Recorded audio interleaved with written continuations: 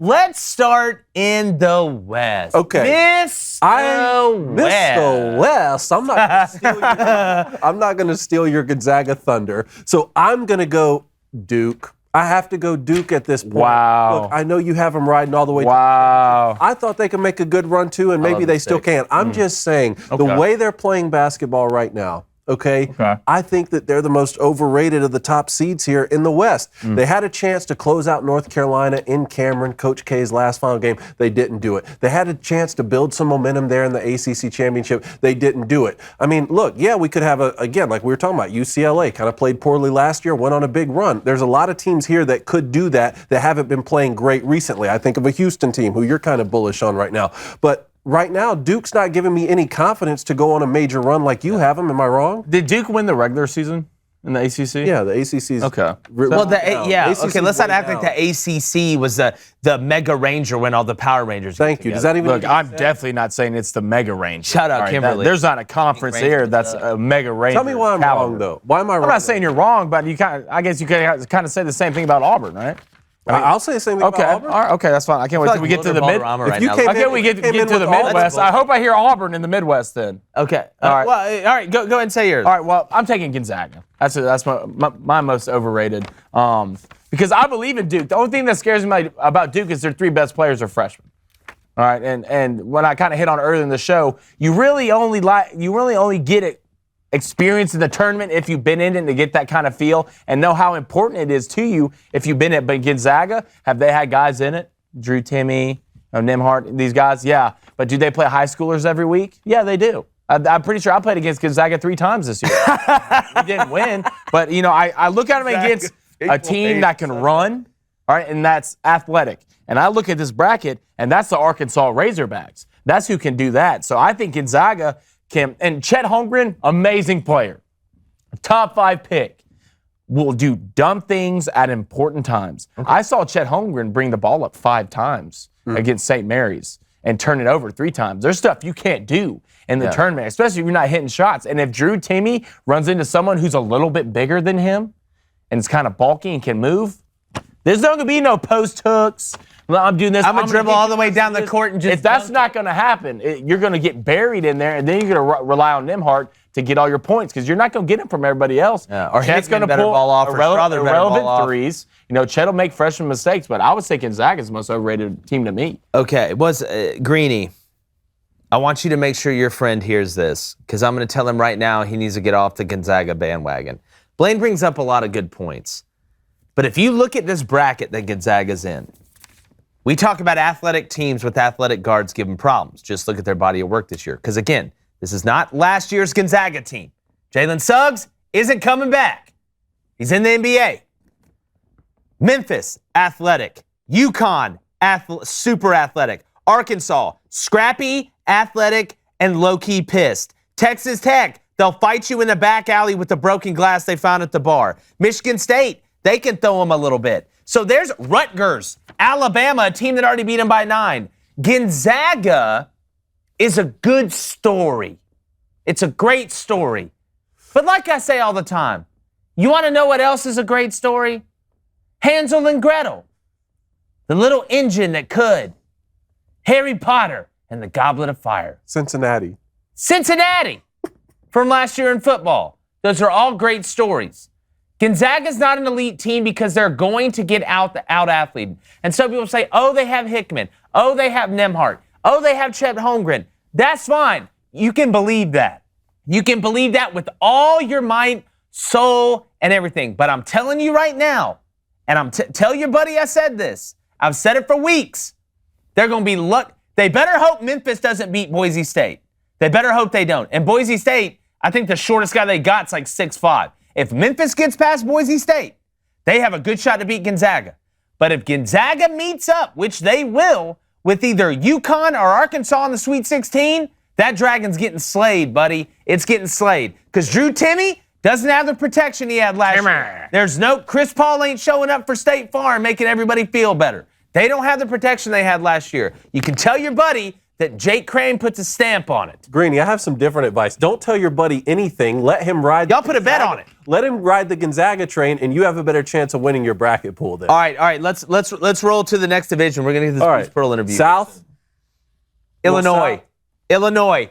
You're going to run into Houston. Everybody's picking UAB. I love Jelly Walker. All right, UAB plus 8.5. Houston, veteran team, won a lot of games. What do I say? It's like bringing gifts to the VFW, right? There's nothing like some good veteran presence. And they got tons of veteran presence on that Houston team. Kelvin Sampson does a really good job. I think Illinois, before I put my picks out there, maybe going down like a sweet muffin when they run into Houston second. I don't disagree the way they've been playing, but I'm actually going to go Villanova. Now, look, I kind of like Villanova. I like Villanova more than I like Duke, but the questions still remain. What's with the low post presence when they run into E.J. Liddell in the second round? We may be swimming in the same water. We may be bet buds in the second round. I'm just saying the Buckeyes are a problem to deal with. So right now, I think Villanova is the most overrated in that region.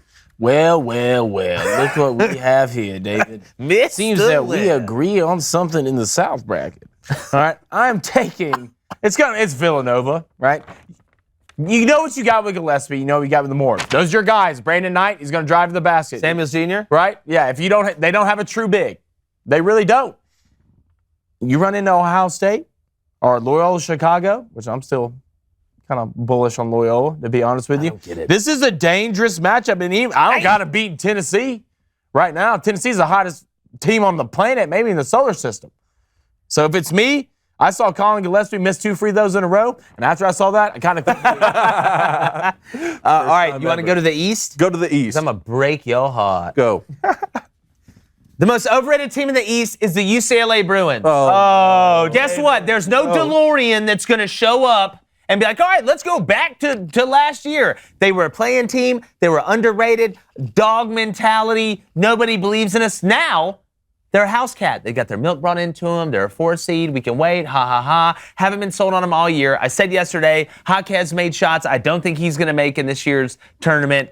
Johnny Juzang, I like him. Hasn't been able to stay healthy. Hasn't been as consistent. Tiger Campbell was great in major pain, but I don't think he's going to be great in this NCAA tournament. I think UCLA is the most everybody's picking, again, with the pace. They go back to pace. Yeah. And they think just because the team runs slow, they're going to dictate the pace always. That's not how it works. Read a book. Here's one of the reasons I think you may be wrong on that one. If UCLA played great last season and then went to the Final Four and then they played poorly this season, which they've had some. They have, but they are a 4 seed, even though the Pac-12 kind of. Well, then I would say, okay, yeah, I agree. They just haven't rekindled that magic from last season. But they didn't play that well in the regular season or in the tournament last season and still went on a run. They did the same thing this season and return all the guys. They still have Johnny Juzang, Tiger Campbell, Jaquez. They have those guys. So usually, with what I'm saying with these other teams, yes, momentum is the key factor, but I've seen this core group from UCLA do it. So I'm thinking, okay, maybe they go on a run. Maybe they piece something together here, especially when they're in the same half of the region with my most overrated team, which is Baylor. Look, and a large part of that is because of the injuries they had to deal with. I know they were on a good run early in the season, but I don't think Baylor's going to be. I don't think we're dealing with a back-to-back champion situation. I don't think here. I don't think you're too. You picking Baylor? Baylor. Well, we meet again. I'm taking Baylor as well. I was so. If I really wanted to, if I could pick 2 teams, it'd be Baylor and UCLA. I don't believe in UCLA realistic. Johnny Juzang could close his eyes last year, and every shot was going. I'm telling you, every shot was going. It was amazing to watch. But Baylor, to me, if Baylor's not shooting well, they're not that great of a basketball team. Not the same defense as last year. I mean, you don't got Donovan. I can't remember the other kid's name, but not the same defense as last year. I mean, you got Flagler. Flagler's shooting well. They do a lot better. But I'm telling you, one thing, that Baylor, Norfolk State. Davion Mitchell? Davion Mitchell. Yep. And then Butler was the other guy. Yeah, that Baylor, Norfolk State game. Watch it now. I'm telling you. No. If it's not that game, then, watch out for them Tar Heels in the next round. But if I had to pick in the East, it'd be Baylor. All right, Midwest, real quick. Midwest, go ahead. Back to you. Back to me? All right. I went back and forth on this between Wisconsin and Kansas. Wisconsin's only good when Johnny Davis is rolling. Kansas is only good when Abaji's rolling. So I'm going to take Kansas. I'm going to take Kansas my over. I've been bullish on Kansas all year, not being that good as people say they are. I bet you got them out in the Sweet 16. You are correct. And I know who's against too, I bet. They go as Abaji goes. McCormick's been playing better lately. But I still think if Abaji's not performing the way he has to, if he's not dropping 20 plus, getting back on defense, doing this, hitting the 3-ball, they don't really, they have one other guy they can realistically go to. And if McCormick's not playing well, their inside presence is not that good. So I would say Kansas is my most overrated team. All right, in the Midwest, I'm going Providence. I don't think they're going to lose to South Dakota State. I don't think the Jackrabbits, outrun the Hare in that one. I do question their just decision-making as a team. That's why you look in the second round, who could they run into? Iowa, coming off a Big Ten tournament championship. When Providence isn't, when Reeves, and look, Bynum on the drive, man, that guy is unbelievable on the drive. But when they're not making threes, I don't think, they don't do a good enough job of getting the ball into Nate Watson and realizing, hey, the ball's not falling. You've seen Providence have some really high moments. You've seen them have some low moments. But you remember, I go back and think playing against Villanova, some of these other games in the Big East where they came out and they weren't hitting the three and they really didn't know what to do. They just kept forcing it and forcing it and forcing it. And what's the definition of insanity? Doing the same thing over and over again, expecting a different result. You're going to run into Iowa in the second round, and if those threes aren't falling, Iowa's been hotter than a firecracker in Tucson lately. So I think Providence is the most overrated. I like both those picks, but I'm going to go Wisconsin. They've lost their last two, and I've seen nights where they shoot 12% from three. I've seen it. And you're talking about possibly running into a team like LSU, Auburn, Southern Cal. I just think LSU's an interesting matchup if they get by Iowa State. Circle the wagons for Will Wade. I don't know, man. Maybe they go to the 16 or the 8. Hey, if you like that content, go ahead and subscribe. Apple Podcasts, Spotify, Stitcher, String in a Cup. As long as you're listening, we appreciate you. Go subscribe now. It's Crain & Company.